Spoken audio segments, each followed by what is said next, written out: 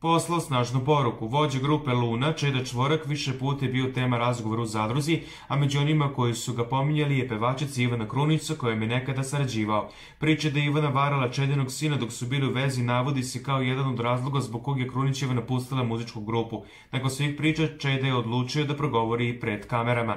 Iako su mnogi iznosili različite tvrdnje u njemu, Čeda je rešio da se i dalje ne upliče u rasprave, budući da nije učesnik realitija. Štuca mi se, previše sam spominjen i to uglavnom u negativnom kontekstu, zato što nisam učesnik. Ako ima neki problemčić, to se reši u 4 oka ili na sudu. Sve što su pričali ništa nije istina. Ja ne znam šta su namere ljudi, koja je namera tog nekog da uđe unutra i služi se sredstvima koje nisu regularna.